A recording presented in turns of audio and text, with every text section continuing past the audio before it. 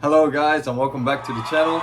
In this video I'm gonna explain to you how I was able to make over $200,000 in scholarships in the United States. Let's dive into it. Studying in the United States can be quite expensive. As an international student myself, I would have never spent my days in college in the United States if it were not for scholarships. So, how was I able to get so much scholarship? Let me talk about my experience. To give you a little bit of background, it was always my dream to become a professional soccer player. As some of you might know, that soccer is the biggest sport in Europe. It's the biggest sport in the world actually. I'm sorry my American friends, it's just how it is. Anyway, in the fall of 2017, my dream was on a dead end. So I decided to look for alternatives. It just happened to be that one of my friends and a former teammate of mine went to the United States to play soccer and combine it with studying in the United States. So I saw his experience and I was like, shit, I wanted to do that too.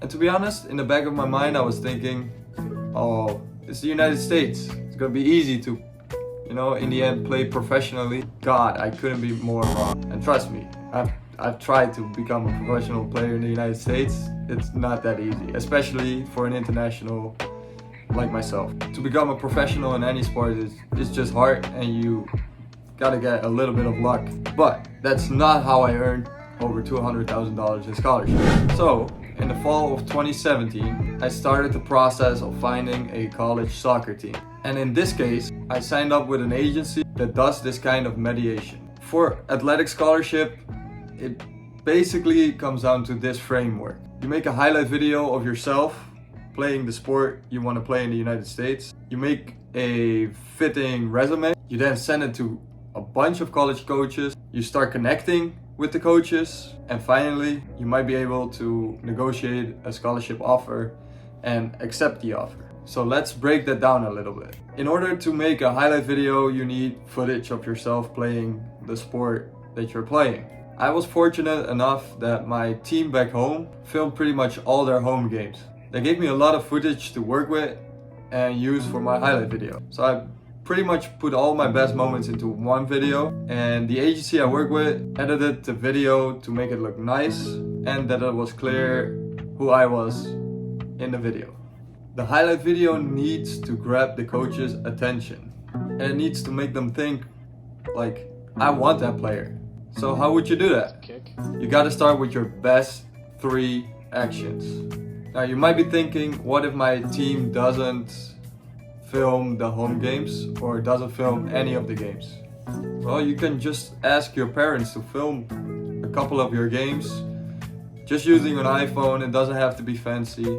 Or you can hire someone to film at least 2 or 3 or 4 games, so that if you happen to have a bad day, there's another game in which you can show your abilities. Just make sure that your video is stable and has a little bit of an angle so coaches can see the field as well as you playing in that field. And once you have footage of a couple of games, try to make a video that's minimum 4 minutes long. I would say maximum 8 minutes long, so coaches can see at least some footage of you. You can grab their attention, but also they're not gonna get bored with an 18-minute video.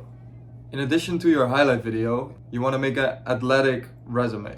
This is to include some awards you may have won, some championships you may have won, and will also show a little bit of a track record that you have created over the years.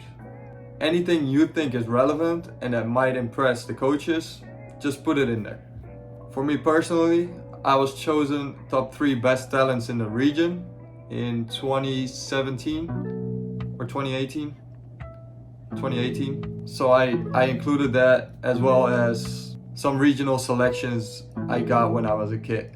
I also included my goals, my assists, the amount of games I played, roughly, and where I played and what level I played at.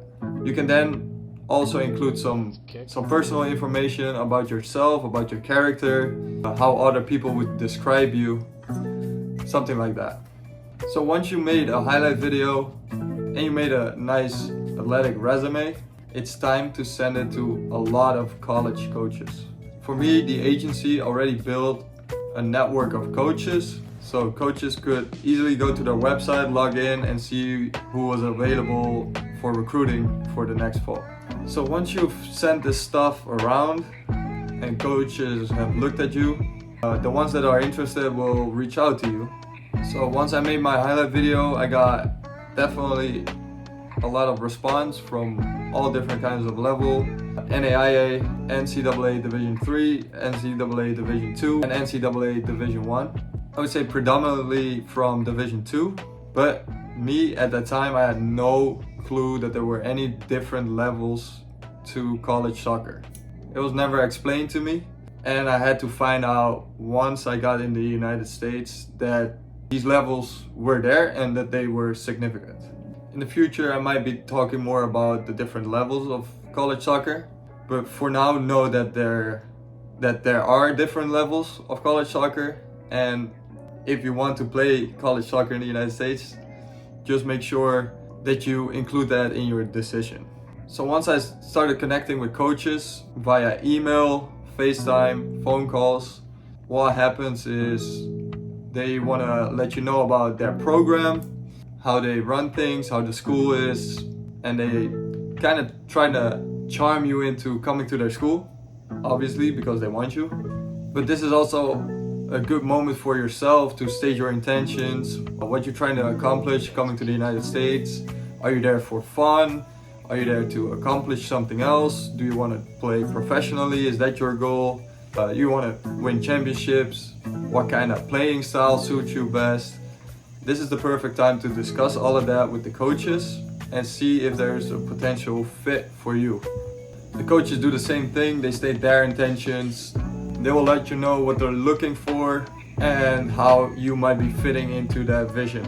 And then if player and coach both have a good feeling about the relationship, then you might proceed towards an offer or you committing to the school. So your scholarship can depend on many different things: your abilities to play the sport, your experience, your grades, your potential, your uniqueness, your position, etc. If they find you interesting enough, they will send you an offer, and then it's up to you whether or not you're gonna accept that offer or you're gonna look for a different school. And in my case, after an email that I got from a D1 school in New York City and one FaceTime call, I got an offer, which was a very good offer. My tuition and food plan was paid for, but I had to pay rent myself. But honestly, the offer wasn't the reason I accepted that. It was the fact that it was in New York City and that the idea of playing in New York City was just very cool to me, because I'm from a town where there's 2,000 people. So being in a city that has millions of people, that's just mind-blowing. So like I said, my offer included tuition and food, and tuition at LIU Brooklyn, that's the school I decided to go to, is roughly $35,000 a year. That included with a meal plan that's around $3,000. It got me to receive scholarships that were worth around $40,000. But then after 1 year of playing, the athletic program decided to merge with another school. So they moved the soccer team out of Brooklyn, New York, towards Long Island, which is like an hour and a half from the city away. So I decided to transfer to another school. So I made a new highlight video of myself of that year playing with LIU Brooklyn. We had a good year, so that really helped. We won the conference and we went to the NCAA tournament, lost in the first round. But that exposure helped me to get a new scholarship offer. I decided not to use another agency or pay for extra services, because once I saw the process, I was like, I can do that myself, so I did it myself. So I made a highlight video again, and I decided to just reach out to a lot of coaches via email. Definitely got a lot of response back. I was also put into the transfer portal, so coaches can see that and can reach out to you as well.